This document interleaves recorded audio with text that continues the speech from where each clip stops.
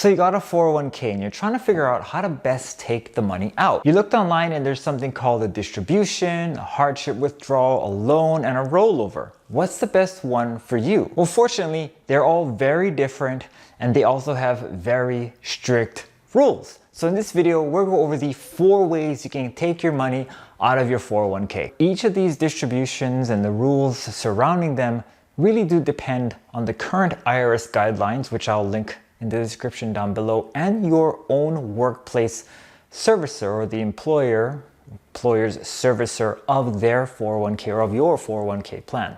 So be sure to check those things in addition to this video. The first way to take out money from the 401k is a distribution. Now, distributions before the age of 59 and a half impart a 10% early withdrawal penalty, but if you are over 59 and a half or 59 and a half in the year which the distribution is being taken, there's no early withdrawal penalty, but you will still have to pay income tax on those distributions, but not all the time.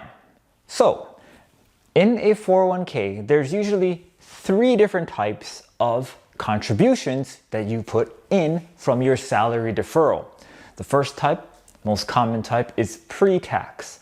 So pre-tax contributions go in before tax, and when you take them out, the entire amount is now taxable at your current income tax level. The next type of contribution that you have is probably an after-tax contribution or a Roth contribution. Now that contribution goes in after you've paid taxes. So when you take that money out, there's no need to pay any income tax on that.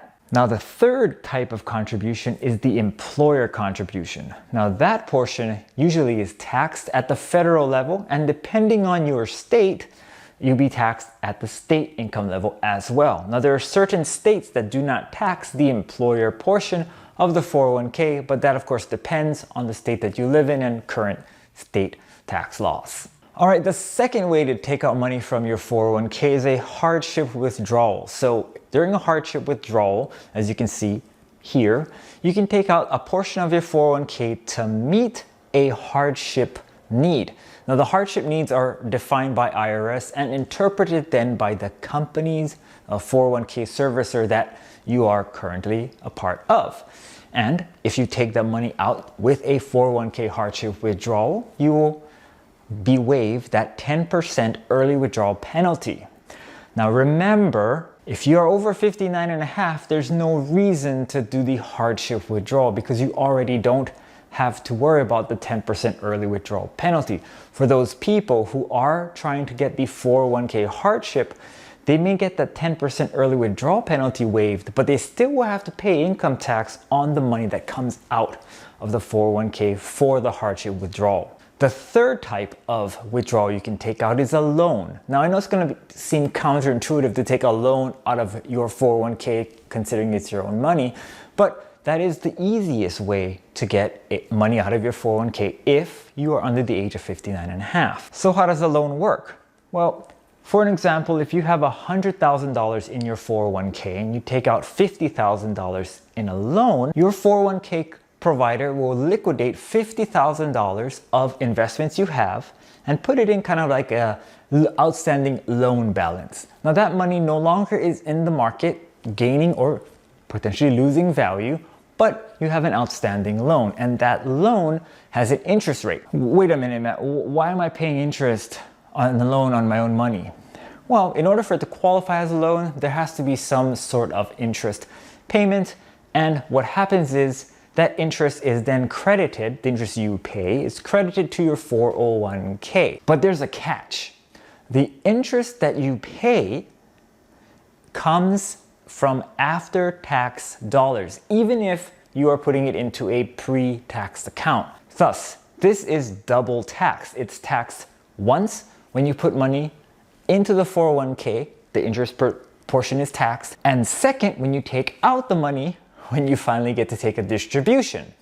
So it is double tax, but this method does not require a credit check, does not require you to provide documentation to your company or servicer if you need to take money for a certain type of withdrawal, like a hardship withdrawal. And the interest rate is going to be probably far less than anything you can get in the personal loan market. If you want to learn more about the 401k loans, you can go check out the video I have here. And of course, the hardship withdrawal, you can learn about that as well. Actually, the fourth and final way you can take out money from your 401k, well, it's not really like taking out money. It's called the rollover. And basically what the rollover is you're taking money out of the 401k and you're putting it in another company or in an IRA.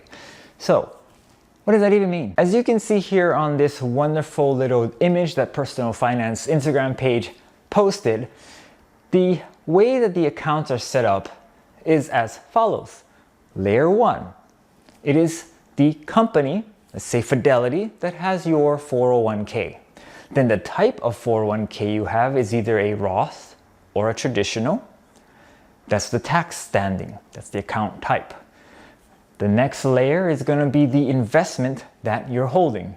Most likely if you're in a 401k, you're invested in ETFs, mutual funds, and index funds. The next level is those index funds hold individual stock and securities. And that's pretty much how an account is, or an investment account is created. Now, what is a rollover then? Well, a rollover is we take that first layer, let's say we move from Fidelity to Vanguard, and then everything else falls in line. We just move the account custodian, Fidelity, to Vanguard. The account type and status should remain the same, and the investments, of course, you can change. But the status of the account is the same.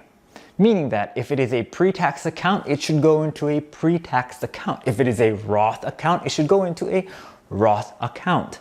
There are some issues though when this happens. If you do not do a direct custodian to custodian transfer, meaning that if you took the money from Fidelity, you received the check, you have a certain time period to get that check to Vanguard.